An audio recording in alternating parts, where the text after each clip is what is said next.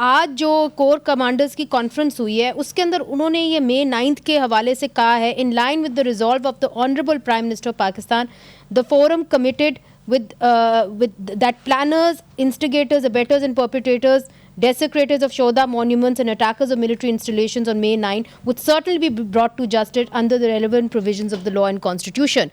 آپ کو لگتا ہے کہ اس کے بعد جو ہے 9 مئی کے حوالے سے پاکستان مسلم لیگ نون جوڈیشل کمیشن بنا پائے گی؟ سلمان صاحب دیکھیے، جوڈیشل کمیشن کا مقصد یہ تو نہیں ہے کہ جو عدالتی کارروائی ہے اس سے ہٹ کے کوئی کارروائی ہو. جوڈیشل کمیشن جو ہے وہ ایک بڑے تناظر میں معاملات کو دیکھے گا کہ اس دن کیا ہوا. لیکن اگر کوئی شخص واقعتاً ملوث تھا آگ لگانے میں، کچھ ایسی حرکت کرنے میں، تو اس کے خلاف بالکل قانون کے مطابق مقدمہ چلنا چاہیے اور اس کو قانون کے مطابق اور آئین کے مطابق سزا ملنی چاہیے. ٹھیک ہے. تو خرم دستگیر صاحب، آپ تو ڈیفینس منسٹر رہ چکے ہیں، آپ اس کور کمانڈر کی جو آج ان کی جو پریس ریلیز ہے اس کو آپ کیسے دیکھتے ہیں؟ چونکہ انہوں نے یہ بھی کہا ہے، سوشل میڈیا کے اوپر بھی کہا ہے کہ کس طرح ہمیں انہوں نے کہا کہ ہم ملوث تھے الیکشن کے اندر، حالانکہ ہم نہیں تھے. پھر اس کے بارے میں بھی بات کی ہے. کتنا مشکل ہوگا ان کے ساتھ کسی قسم کی، جس طرح آپ کہتے ہیں، ریکنسیلیشن کرنے کا، جب ایک سینٹیمنٹ یہ بھی ہے؟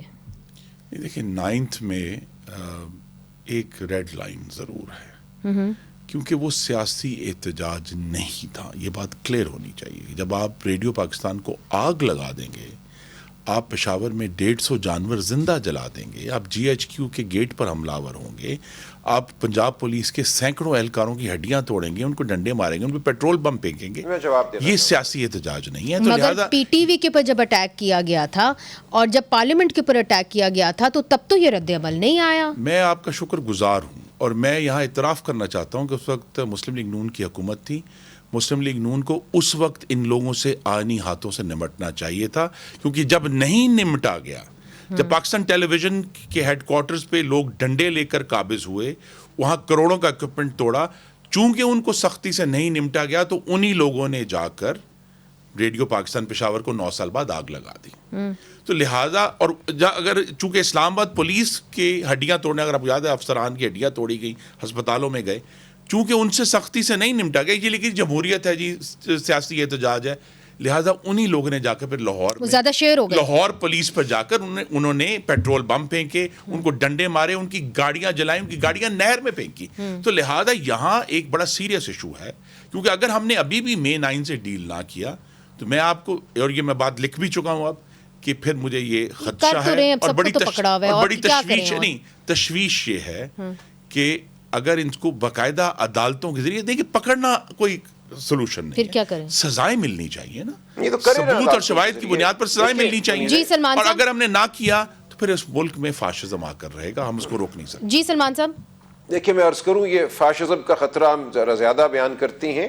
ہمارا موقف ہی یہ ہے کہ 9 مئی کو جو ہوا اس میں کتنے لوگ PTI کے تھے اور کتنے لوگ PTI کے علاوہ تھے، اس میں ہم چاہتے ہیں ایک تحقیق ہو، پتہ چلے کہ اس دن کیا ہوا. ہمارا موقف یہ ہے کہ PTI کے لوگوں نے وہ کام نہیں کیے جو ان سے منسوب کیے جا رہے ہیں، یا بہت کم تعداد گھس بیٹھے تھے آپ کے اندر، آپ کا یہ ہے نا.